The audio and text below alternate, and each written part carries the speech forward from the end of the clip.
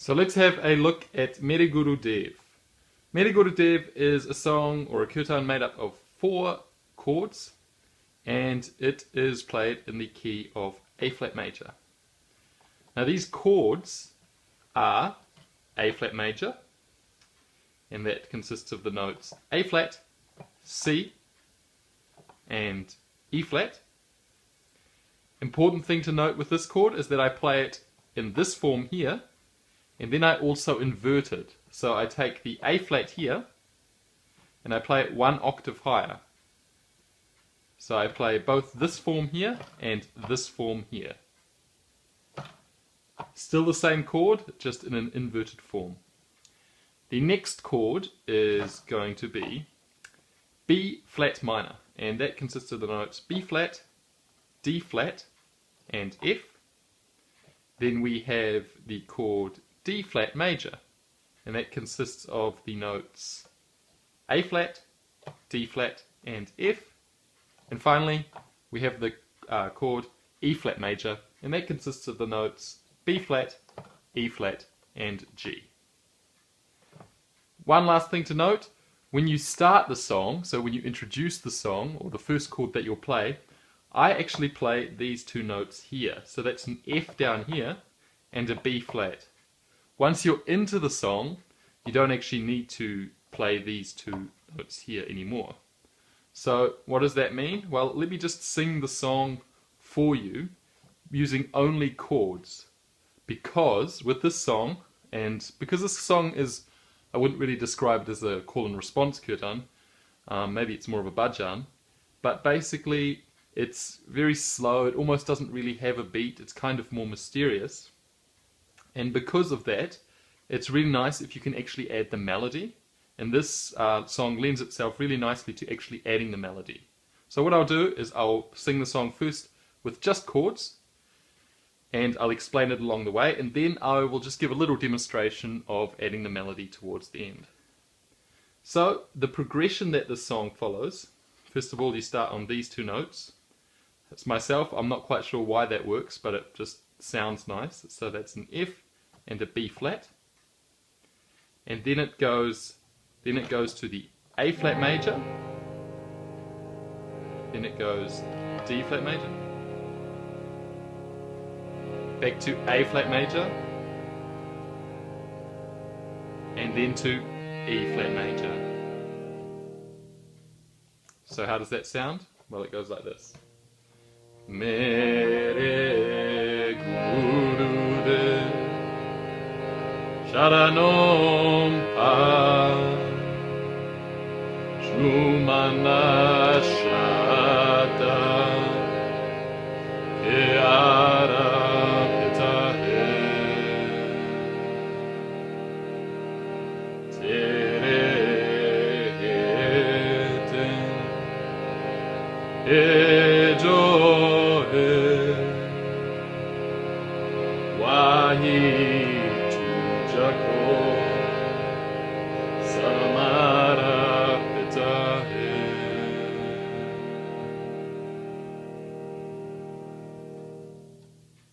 So what I'll do now is I'll play that same progression, and I'll just emphasize the words on which I changed the chords, just so in case you didn't get it, or in case it doesn't come naturally in terms of just based on feel. So again, starting off on these 2 notes. Mere Guru Dev Charano Pa Shumana Shraddha Kyara Pitahe Tere Hedena Ejo Wahi Tujako Samara Pitahe. So just have a look in the description and you'll find the lyrics to the song, and then hopefully based on that you'll know when to change chords. Alright, so let's have a look at the second chord progression in the song, and it's pretty simple. It goes like this. It goes B flat minor to D flat major, to A flat major in that inverted form that I was talking about at the very beginning, back to D flat major, and then finishing on B flat minor. So, again, I'll just sing through the lyrics and then I'll break it down on when to change chords. So it goes like this. No prete hai,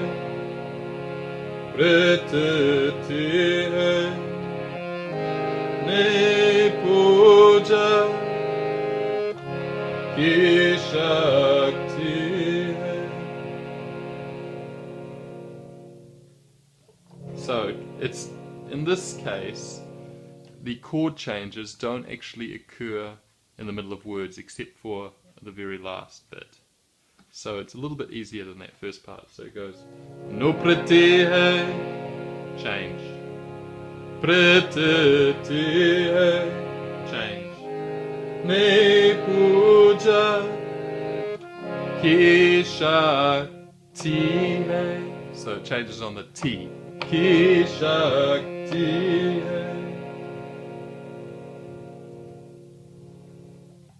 And that's basically it. There are alternative lyrics to the song, but they follow exactly the same chord progression, and they change on exactly the same times, basically. So it's really just a matter of practicing it, printing out the lyrics, practicing it, going through it, and the feel will just come naturally. So finally, you can actually embellish the song very well with melody, and it just gives the whole thing a bit more of a feel. That doesn't mean to say that you can't play the song with just chords. At the end of the day, whether it's melody or chords, it doesn't matter. It's what you put into the song that really makes the difference. But I thought I'd just show you what you can do to the song in terms of melody.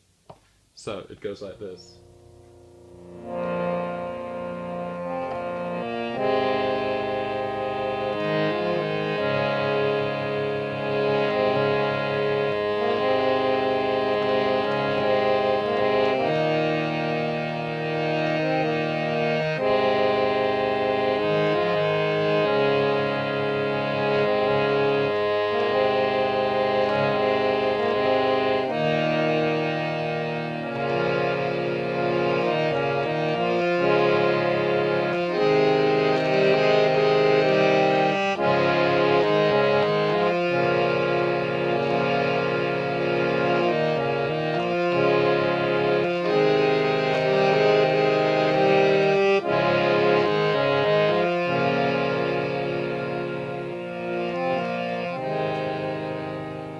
So on.